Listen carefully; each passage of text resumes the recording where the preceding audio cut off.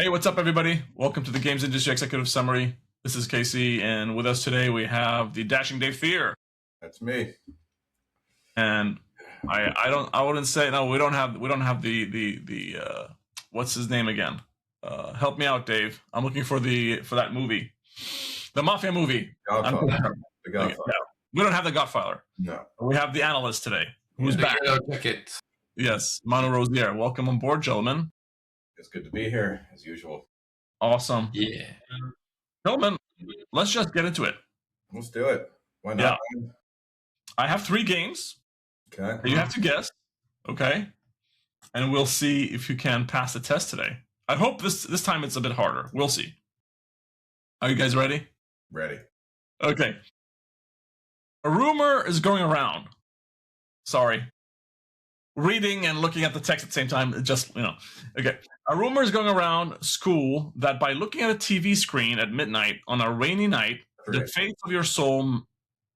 Let me finish, brother. The face of your soulmate will be revealed. But a grisly chain of murders seems to be connected to the rumor, and you must gather a team strong enough to brave the bizarre world inside the TV to solve this mystery. I have no idea. Persona And I like horror games, but I have no idea.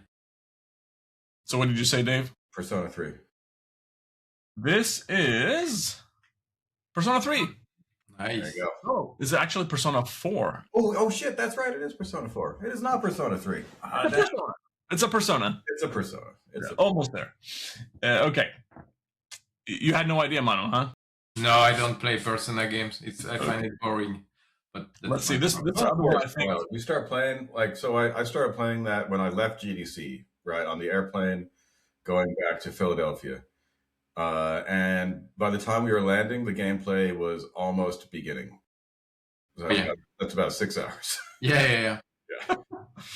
That's one of the best games ever made, by the way. Yeah, I've kind of moved from this Final Fantasy type of game where you have like turn by turn thing and even Expedition 33. You remember? I stopped at some point because I like if you pause, then you have to remember all the mechanics next time you start again. So yeah, you have to finish it. And that's why I said that you should mainline that thing, just like go straight through. Yeah. Mm-hmm. Yeah, it happened to me. I fell off as well. I really enjoyed what I played, but I fell off. Here's the thing about games that I realized though: you gotta play them on easy. Because the thing about JRPGs is like the difficulty doesn't really measure skill; it measures commitment. And so if you play on easy, it doesn't really make it harder; it just makes it shorter. Yeah. We need shorter games for us older people. Okay, let's do the second game, my friends. I think this one Manu will take. We'll see. Okay. Highly tuned for intense speed. Unlimited customization. Intense head-to-head competition. Unbelievable sense of speed. Introducing Drift Slide with style. 20 of the world's hottest tuned cars. Honda, Nissan, Toyota, Mitsubishi. Unlock hundreds of authentic aftermarket parts, body kits, vinyl kits, wheels, turbo. Drift, drag, and circuit modes, plus all the fuel injection online racing. That is probably what I'm going to I mean, I could Need for Speed 2015. Come again? Need for Speed 2015. Or the Need for Speed with nothing else behind it. No, that is wrong. I mean, it could be any racing game, you know? I don't know. Cars is not a lot. Yeah. This one is unique. Unlock hundreds of authentic aftermarket parts, body kits, vinyl kits, wheels, turbo, nitro, and more. Is it a Burnout? No. Need for Speed Underground 2. That is correct. Yeah. Good one. If you had to choose one, you would choose that one. So that is probably the best ever made Need for Speed game. The best Need for Speed that I never got a remake or a remaster. Also. Fair enough. I like racing games fine, but I prefer it when you can hurl shells at your opponents. That's my kind of racing game. That is fair to say. I mean, but Need for Speed Underground 2, this was on PlayStation 2, man. Yeah. Such a good game. Such a good game. Yeah. And very, like, the meta of it is really fun. Like, you always go back to your shop, you unlock things, you make your car better. Okay. Let's take the last game, my friends. Sometimes a killer body just isn't enough. Climb, swim, and backflip your way through a maze of cryptic death traps so realistic you can practically smell the decaying flesh. Unload an arsenal of lethal firepower on any wild dog, giant lizard, or bloodthirsty mercenary that gets in your way. I mean, it sounds like a really sort of weird way of describing Tomb Raider. I would say the Tomb Raider reboot. The first one, the first reboot. The first reboot. That is wrong. Say it again. Can you restart the beginning? Well, this is what's funny about this. And I think for me, at least, this is a tale on the era of when this game was launched. Yeah. Sometimes a killer body just isn't enough. Climb, swim, backflip your way through a maze of cryptic death traps so realistic you can practically smell the decaying flesh. Unload an arsenal of lethal firepower on any wild dog, giant lizard, or bloodthirsty mercenary that gets in your way. That's the first Tomb Raider, I would say. The very first. Also correct. It is the first Tomb Raider. I missed the part about having a great body or something. That just that is definitely a killer body. Time. Yeah. That cannot be the remake, that cannot be the reboot. It's not accepted anymore. Yeah. That's why I'm saying it's a different era of video games.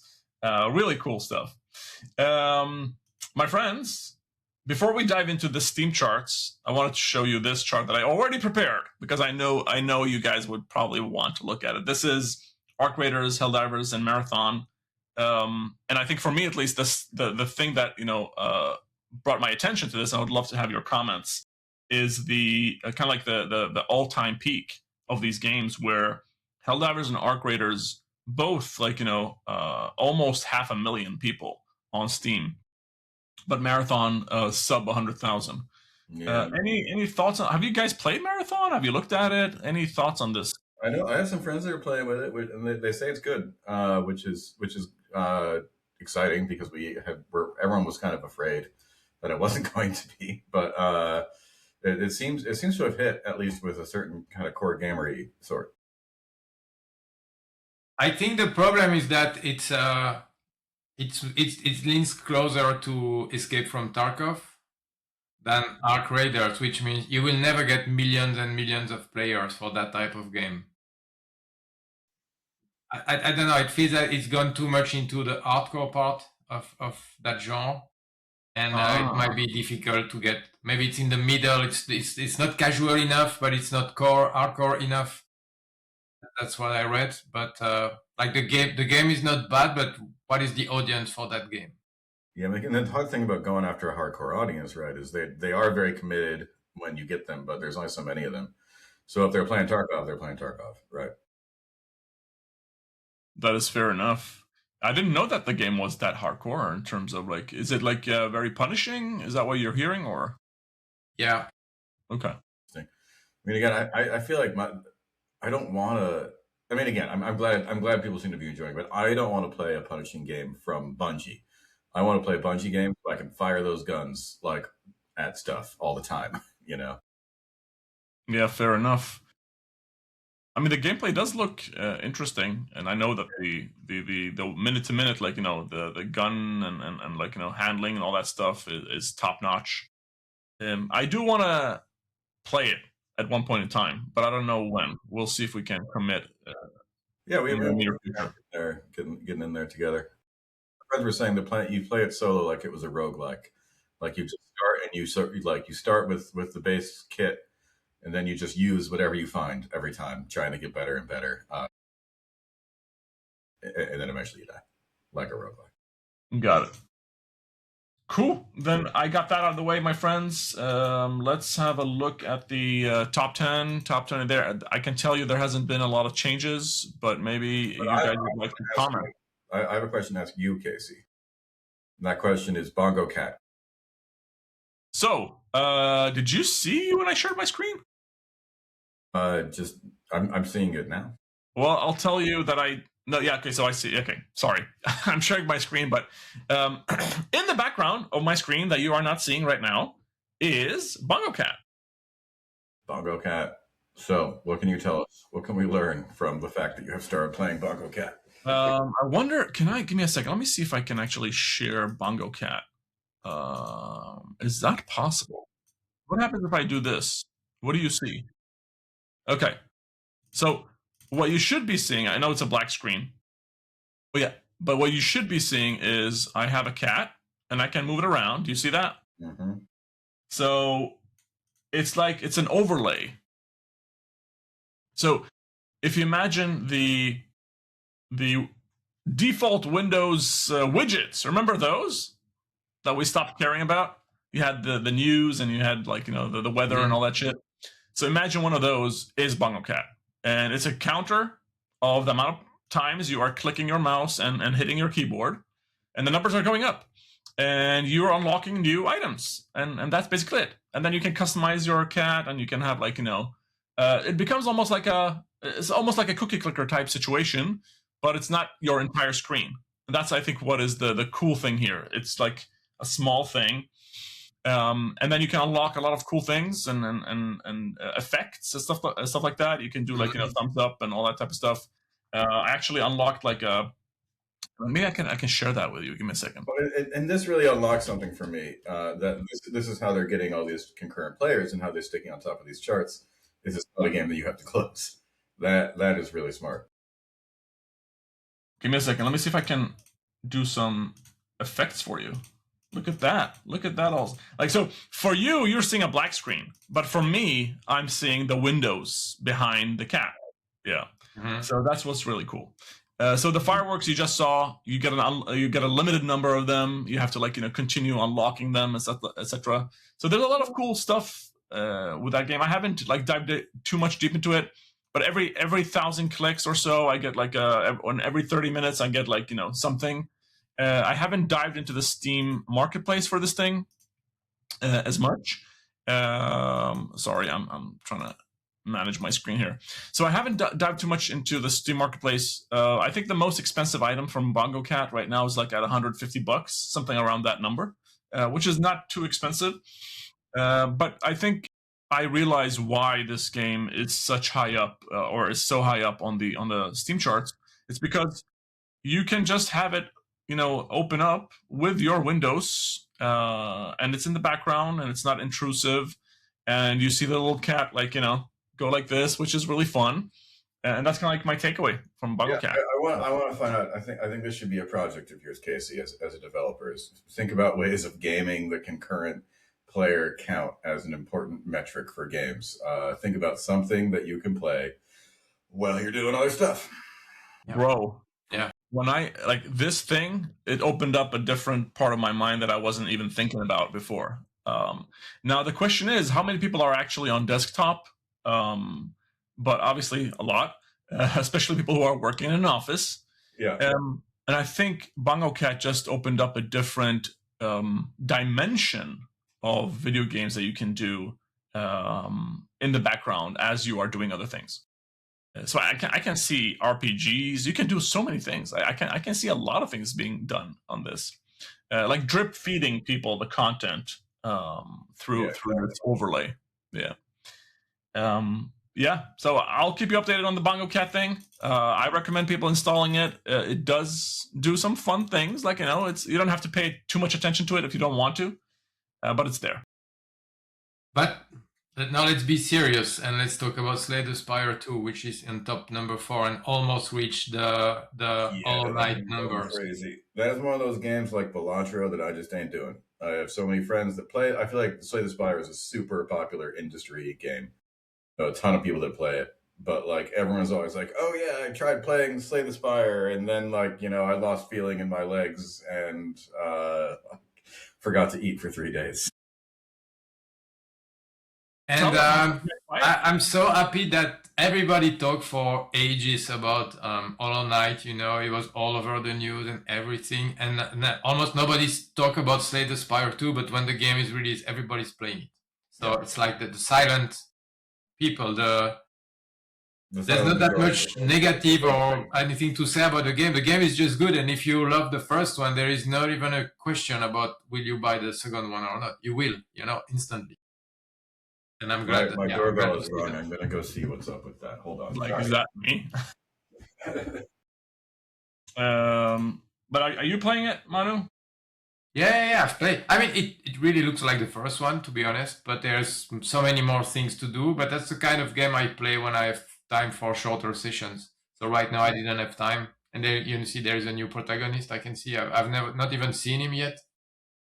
So I'm just discovering there's a lot to unlock. It's an early access, it's not even final, but it looks like a final, and it's I think 30 euro or something. So yeah, really cool, super cool. I've finished my third playthrough of Resident Evil Requiem. So already, yeah, I need to do one more in insane difficulty, but now I have unlimited RPG and unlimited ammo for guns, so I can do it properly.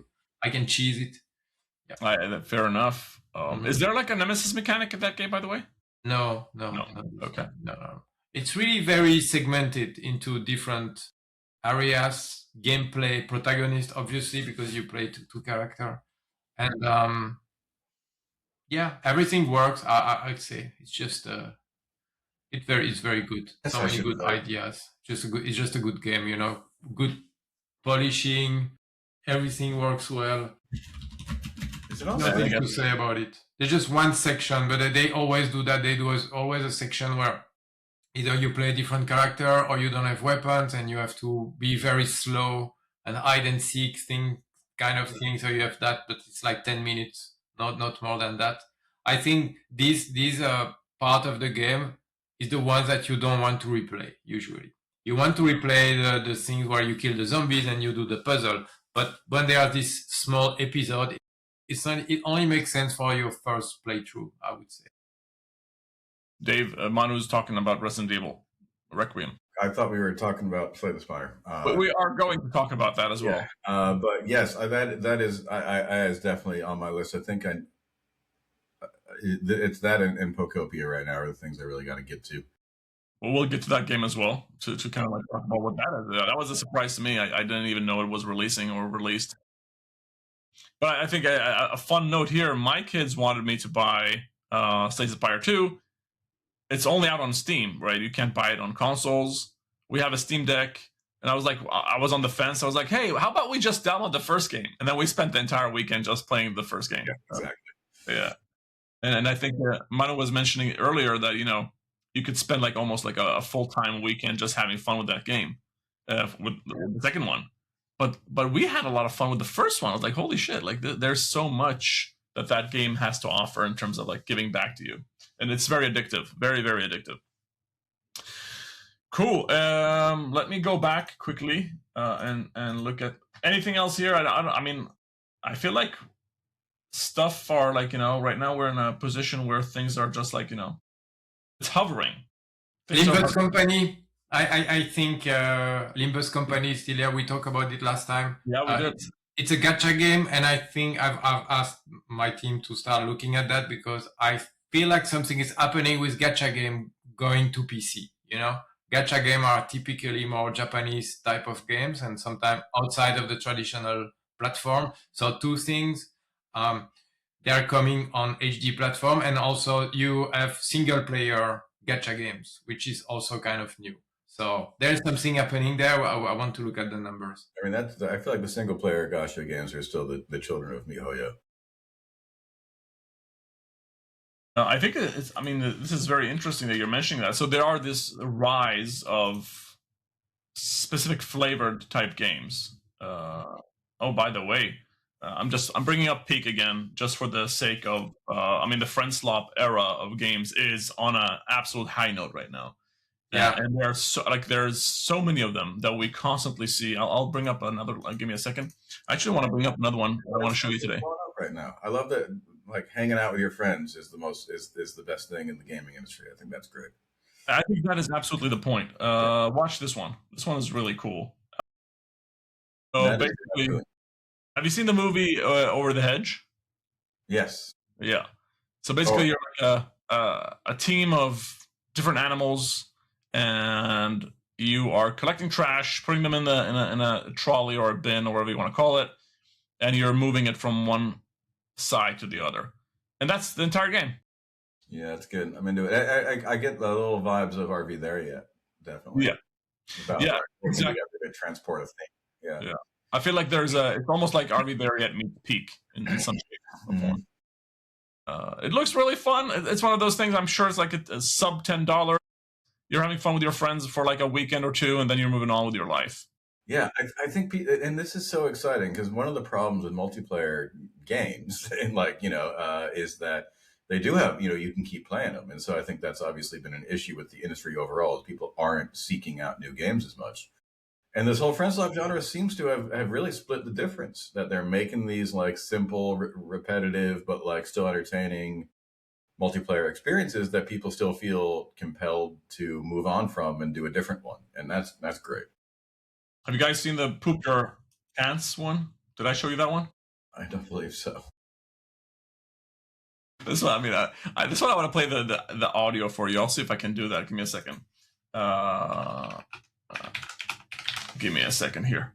I think it's called As Much As a game about shitting your pants. I'm just trying to find a link for you here. Where is that game? It's called... Here we go. Let me see if I can get this to work. And this one is actually coming out, or it's already out.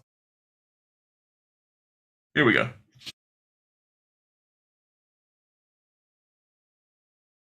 Do you hear the sound, by the way, or? I hear sound. You do hear sound. Do you hear the sound from the game? Yeah.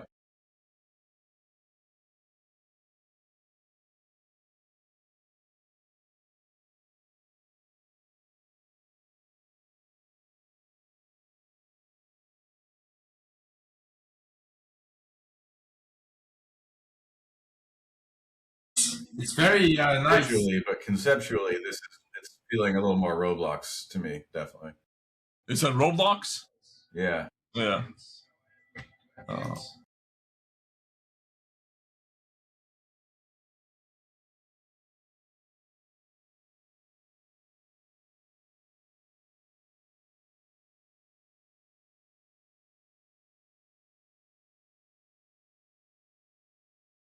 Man, I guess you get the point. Yeah. There was a game that they played on Ren and Stimpy called "Don't Whiz on the Electric Fence." The only goal was to resist the urge to whiz on the electric fence, and okay, this is making me feel a little bit like that here. Fair enough. There you go. Any other comments on the top 20 on Steam, or should we move on to the next item that I have for you that I'm sure you're interested in? Yep. Okay, I'll move on to the next item. So this is, and I thought it was a copycat, and then you corrected me this morning. Pokemon Pucopia. Yeah. What can you tell us about this game? This is a new game, right? Yeah. Just released, 2.2 million units sold in 4 days. Yeah, there's a bit of building, there is a bit of crafting with Pokemon around. I've not played it. I will not, but I think it could be a system seller for the Switch 2. Yeah, I've heard some rumble about people like, oh, my friend bought a Switch 2 because of that game. So that's good. That's what the Switch 2 needs right now, because all the enthusiastic players, they've bought it day one or very early, and now we're kind of like it lost a bit of steam in recent months and holiday season, and right now not much happening. But this is a system seller, I think. Yeah, I think so too. People are talking about it, and like, it's been a long time since a Pokemon game commanded this level of discussion, I think. Yeah. And that's really exciting because Pokemon has a fan base that encompasses basically everyone. The question is whether or not they're going to show up to play any particular game, right? And this is like they finally have something that like is an exciting and what seems like an exciting way to interact with Pokemon, which hasn't happened in a little while. Pokemon Snap, the reboot, didn't quite get there. But this is it. Like I haven't really played a Pokemon. Like I play them when they come out, but like I don't know. I don't really finish them. But like I'm gonna play this because I do like Pokemon, but I want a good game. I almost want to buy a Switch 2 to play it, can you believe it? Yeah, exactly. I can't actually. I cannot. I mean, last time I did some prediction. I said Resident Evil Requiem would be the most successful one. So because I wanted to buy it day one, I was ready to commit full price for a new game. So I think when I'm ready to commit full price for a game, it's probably going to be successful. That's my Oh wow, way. that's a measuring stick that we're gonna use. The measure here is just you. Yeah, I just need a one sample, Yeah. me, and that's everything about the market I need to know. Yeah. I agree with that, Manu. I would say that is accurate to say. By the way, there is another game we've not talked about so far, but wait a second. Don't get us to change games. I just want to understand a couple more things here. So, is this multiplayer game, by the way? I don't know. I mean, it's primarily single player, but I don't know if it has some kind of like Animal Crossing style. I felt there was like a 4 character on the screen when I looked at the screenshots. Okay. And when I look at this, I feel like this could have been a Switch 1 game as well, but it's not. Are you saying? No, it's Switch 2 exclusive. Okay. I mean, I think it that might be a Switch 2 exclusive primarily for business reasons. Yeah, which is something I'm usually very wary of. But I don't know. Maybe it works. Nintendo loves to prove me wrong. Yeah, I have a feeling maybe the next generation of Nintendo Switches is just one generation of just like Steam. It's an infinite thing. There's no maybe that is the thing. The magic of Pokemon is this is going to get kids. It's going to get kids asking their parents to upgrade to a Switch 2, and it's going to get people like Manu buying Switch 2s. That's Pokemon, right? It crosses. Everyone likes it. If the measuring stick is committing, then everybody is. Yeah. Okay. I think the other thing that really works about Nintendo's strategy here is that, like, once someone buys a Switch 2, they might not buy a Switch 2 for Mario Kart World, but then they'll probably get Mario Kart World or Donkey Kong Bonanza or something. When you have several games there. Exactly. So was there a Metroid game as well released? Yeah, no, yeah. It didn't. Oh, it didn't. Okay. World on Fire. Got it.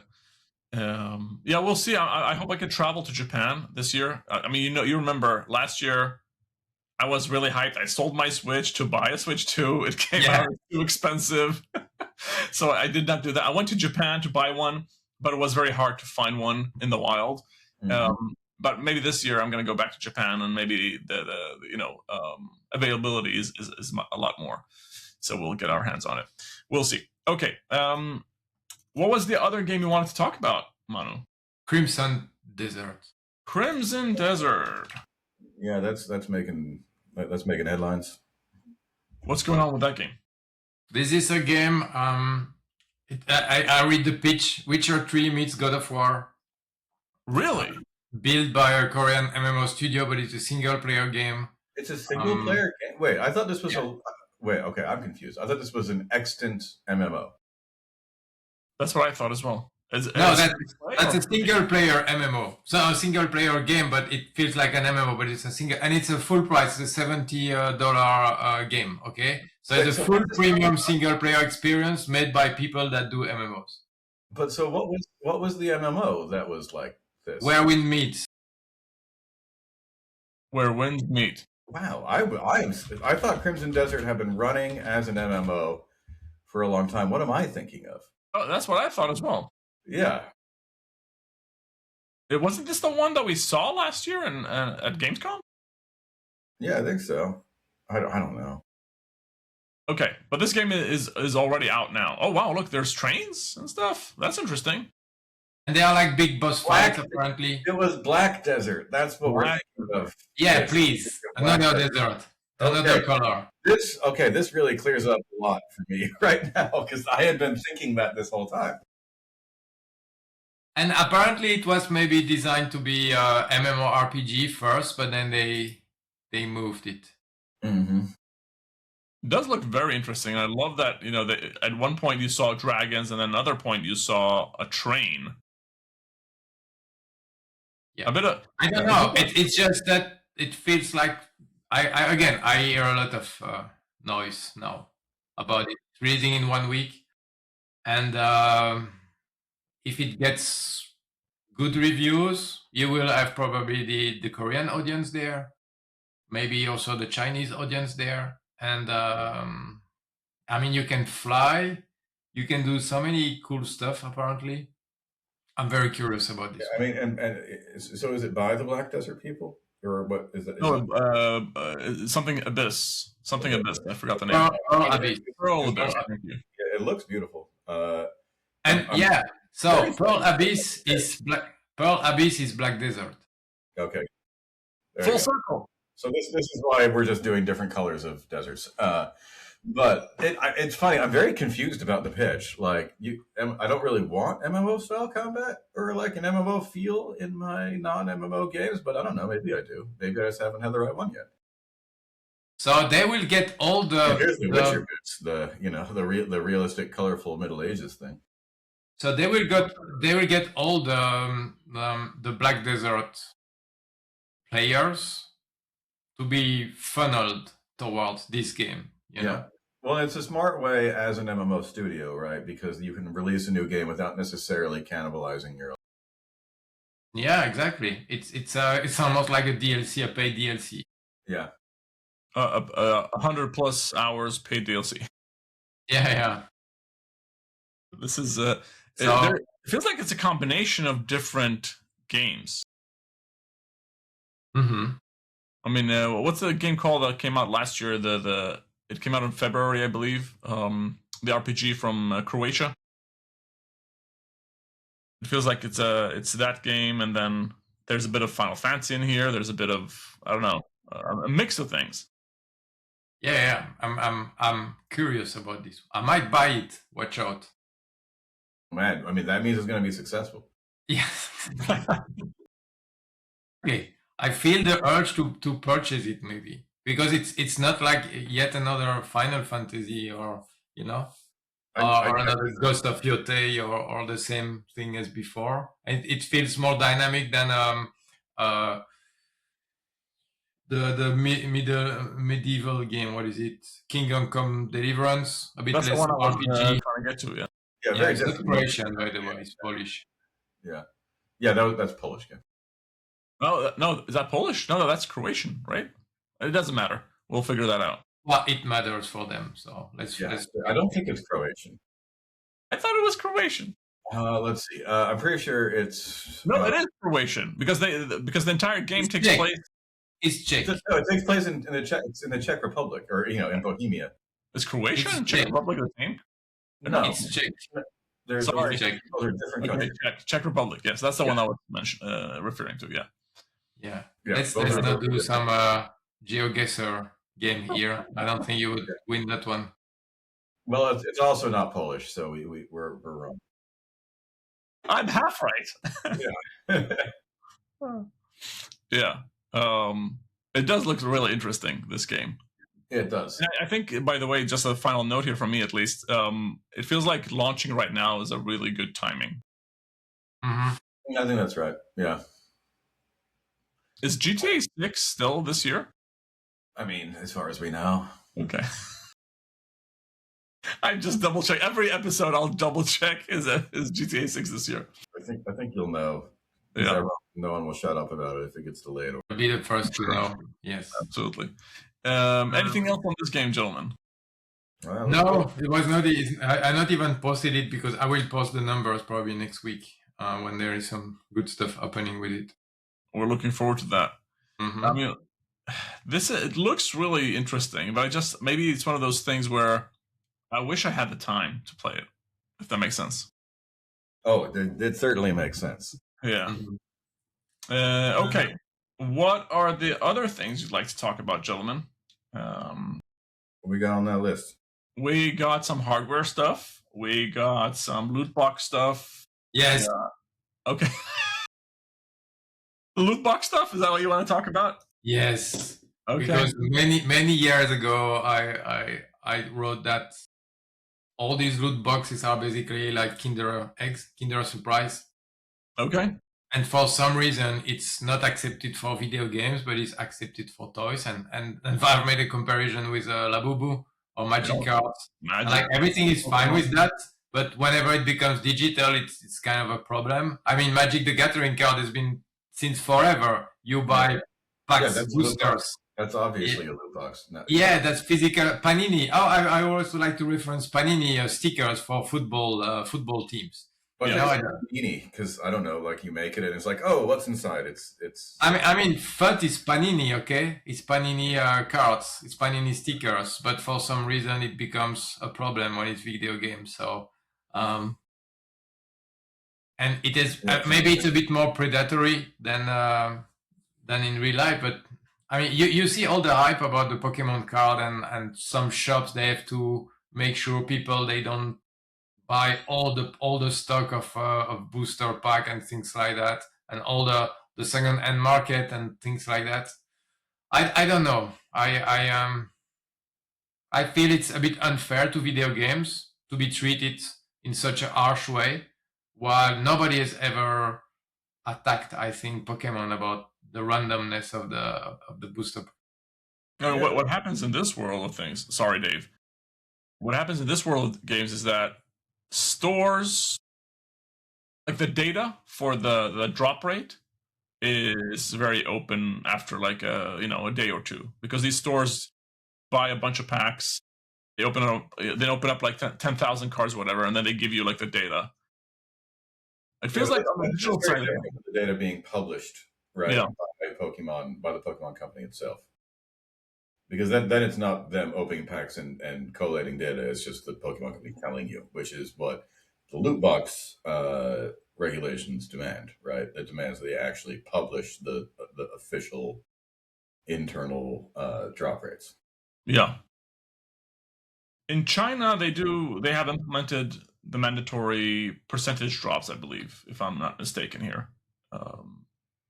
And there have been attempts by different companies to do different things. I feel like transparency needs to come to the table. I wouldn't say I would implement a ban or anything like that, but I feel like more transparency around what are the chances to get something need to be a bit more, what is it called? The companies need to be more open with that. Yeah, I mean, I would like. It's funny. There's two ways of thinking about this, like video games being unfairly treated, or I'm like, fuck it, let's just call everything loot boxes, get rid of all this shit. Yeah, I would agree. Take out Labubu's and Gacha in one fell swoop. Yeah. Yeah, and I think one of the things is also like the weapon skins in Counter-Strike. It's only in Counter-Strike that you can kind of sell them through the marketplace, which makes it a bit more captive. But and there's also the question: can you cash out of this item? And for EAFC, for example, you cannot cash out with real money, unlike in this case, I think for Valve. So yeah, I still think that there is a specific what do you say? Which chasse aux sorcières, witchcraft? No. Witch hunt. Witch hunt. Yes, against video games. After video games, yeah, absolutely. Yeah, against. But I think, unfortunately, I feel like to some extent we brought this upon ourselves. And you remember when like, though I think was it Belgium? I forgot which country it was, but there are a couple of countries, Netherlands. Or Belgium, yes. Yeah, where they went all, but I think it's not their fault because it's very clear that things were broken. There is predatory behaviors on some companies, and ending up in the position where we are today, where now we're being challenged. Unfortunately, the video you chose, which was just a young man clearly in thrall, ecstatic. Yeah, just nothing but a box in which to contain randomized loot. And some potential money is to be made. Yeah, and there's some gacha game on mobile, and EAFC is like a 3 plus Peggy type of game. So I don't know. It feels sometimes just to make noise more than anything else. Yeah. I mean, I love the loot box mechanic. I just feel like historically speaking, it's been abused and unfortunately, like, it's always this thing where our industry goes from one thing to another, right?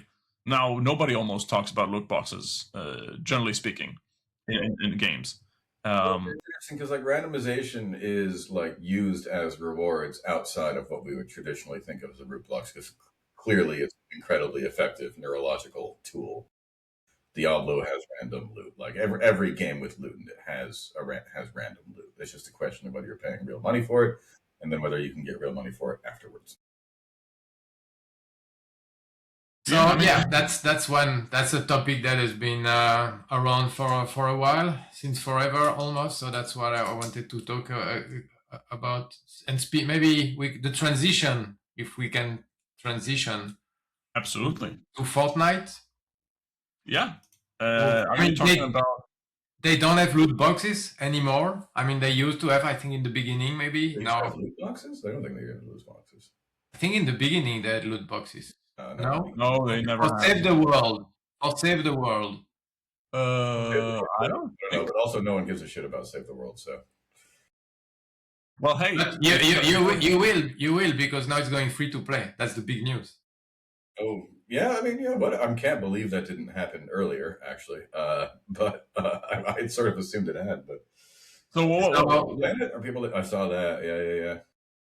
You're talking about this is hilarious to me. Like everyone knows that Fortnite makes a ton of money, enough money to bankroll a store, enough money to do all this stuff. And so if I scroll up.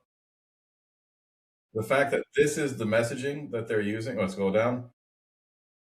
The cost of running Fortnite has gone up a lot, and we're raising prices to help pay the bills. That is weird old messaging there, and that I don't know. That's tough. That's tough for me. That's weird. That was really weird. Yeah, there are lots of ways that you could have basically just referred to global inflation or all kinds of stuff. This specific wording. There's no way. There's no way that Fortnite is not paying for itself, right? Wait a second. I'm trying to search here. I don't know why things are not working, but anyways. I changed the link. I updated the link. If you push it, it's gonna. Yeah, it didn't work. That's why. So give me a second. How much has Fortnite made to date? Do you know what that number is? 42 billion. Yeah. So I don't think they. Shit. So if they can't pay their bills with some notion of the 42 billion, then what? Yeah, if you just sorry, Dave. Like if you just reinvest 1 billion into that platform, then you're good for life. Yeah. Of running it for life. So the idea that this is how they're. I mean, again, like people are going to raise prices, like that's happening. This is a 10-year-old or more, or 10-ish-year-old game. Like you can raise the prices because of global inflation. There's been a lot that's happened, but you got to be a little more careful about how you exactly. So the BBC threw those words right up top because they're bad words. Yeah, and it's the worst possible time to do that because there is not a lot of goodwill from the players. Players are already bored by the current state of the game. I think the season has not been working the latest season has not been working that well. And on top of, I mean, if you want to spend some time, you can go on the Reddit or the Fortnite Reddit page. I know, Casey, you go often on Reddit, so maybe you can go to that one. I'm not sure if I want to show my. Yeah, exactly. I'll go to Reddit. There are a lot of messages of people just canceling the Fortnite crew or just uninstalling the game. I mean, we know there are always a lot of drama queen in these Reddit subreddits. Absolutely. But it shows some kind of this is how you're answering to our. What am I looking for the wrong thing here? Right one, Fortnite VR. Yes, this one. I think. Here we go. The first one, top. Yeah, see, below that Solon crew, that is it. That's the post subscription. So did they also increase the price on crew? I think they reduced what you get. Well, with crew, do you pay for crew with money or with V-Bucks? Going. So yeah, I assume they were used to give 1,000 V-Bucks, and now. Yeah, because if you were buying with V-Bucks, and they don't have to do individual price increases because they've just done. Yeah, I think so. They kept the same price. They just reduced the number of V-Bucks you get for the same price. And if you look at it, you get 800 instead of 1,000 for the lowest pack. You remember also that a few months ago, with the fight against Google and Apple, they kind of give like a 20% discount if you would buy the V-Bucks outside of the usual shops or the first party shops, and now they're kind of taking back that discount. So. Yeah, interesting. Yeah. What I'm curious to see is like the amount of people playing. So, like if that has decreased over time, or if that has been affected in any shape or form. Yeah, absolutely. In our report that we're going to publish today, Fortnite is down more than 30% year over year in playtime. Year over year, that is very, very interesting. And I wonder if their acceleration towards UEFN hasn't been fast enough to be able to kind of like level out the people who are less interested in battle royale and more interested into like this Roblox like platform. Yeah. I think the UFN has not delivered what they were hoping, and also for the player, it doesn't. You remember when they announced it and they showed this kind of single player games with dragons? And wow, I can play, and nothing has come out of that. You just have the same type of low progression, low skill progression games, or you just have shooter experience, which is PvP rather than battle royale. And steal a brain rot, and then what's yeah, you see, this is the same gameplay as the most popular Roblox experience that you can play on battle royale. Yeah, I think that they should have been more curated with how they approached it. The Lego stuff is a good example of that, but they let everything else sort of run rampant. And the thing about running rampant is what you're going to get is like a Roblox knockoff. Go to the all-time peak, please. Can you sort by all-time peak? All-time peak, like over here, or just where you have all the numbers in blue. In blue, yeah. Okay, in blue. Give me a second. Oh, sorry. Thank you. Okay, so you had these kind of big events, you know. Then if you go to the mod, Fortnite Odyssey did well, and then Daft Punk. If you go down the list, where you have still player playing. So Battle Royale peaked at 1.3, but still the Brain Rot peaked at 1 million. It's just crazy. Yeah, I mean, compare that to like Roblox still the Brain Rot. I mean, that peak, I don't know, like 50 million, something like that. Like, yeah. Well, here's another takeaway though. Like you look at something like Ninjago Lego. Yeah. And it's one of the biggest brands of the world. Okay, and I'm sure they invested a lot to make that experience happen. And currently, it only has 4,000 people playing. Yeah. The Roblox Steal a Brain Rot concurrent player record is 24 million. Yeah, but it includes mobile, so and you know that it's the Canada experience of the Roblox one. Huh? It's just Now I'm very curious to see how that looks like. By the way, which one? The Fortnite Steal a Brain Rot. It's like Roblox. Oh, it is. It's exactly the same. Yeah, it's the same game. It's probably the same studio. So it looks the same as well, or? Yeah. Okay. Yeah. Okay. I see that now, more or less. Yeah, it's the same gameplay. Everything is the same. It's just you see, and that's the idea that now you don't release your games between PlayStation or Xbox. You just release your game between Roblox and Fortnite. Yeah, and then Steam, if maybe. Yeah. They could have a standalone version on Steam. That's true. Or you could have Fortnite on Steam. You know, that's the next step if they want to get more players. Gentlemen, so what does this mean? Like, we'll spend like 2 more minutes, and then I think you guys have other things to do. But what does this mean for Fortnite long term? Do we feel like there is any impact on Fortnite based on what we just saw? I've always thought that Fortnite were very generous with their pricing for the V-Bucks. And also the subscription service is also very, very generous. And the only reason we don't have it anymore, at my house at least, is because my kids moved on to other games. But I'd love to hear from you. Yeah.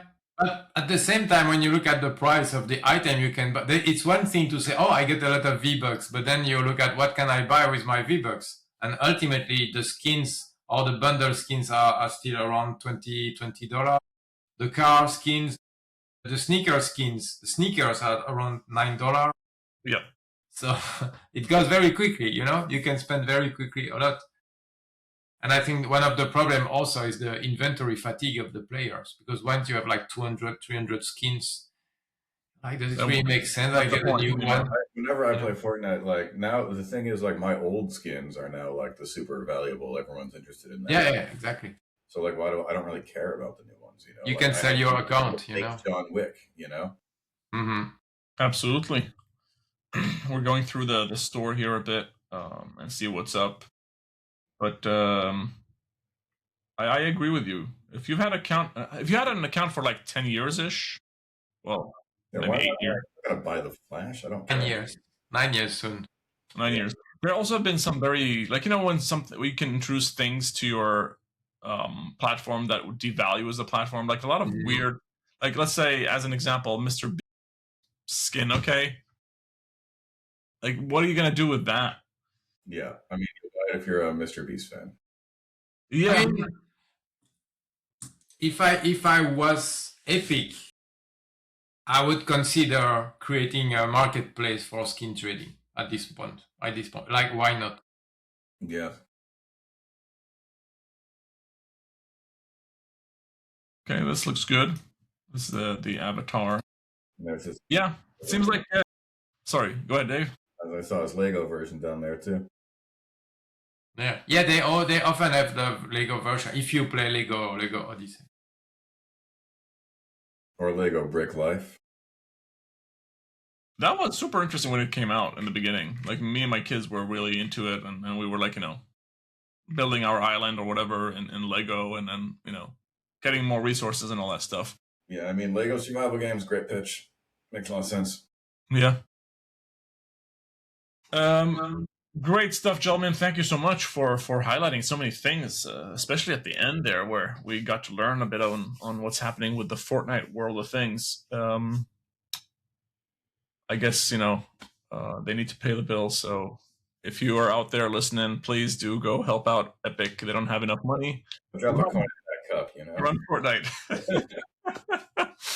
Okay, everybody. Thank you so much for joining us. Dave, Manu, thank you so much for all the insight and knowledge. And I hope to see you next week. Word. Thank you. Bye-bye. Bye.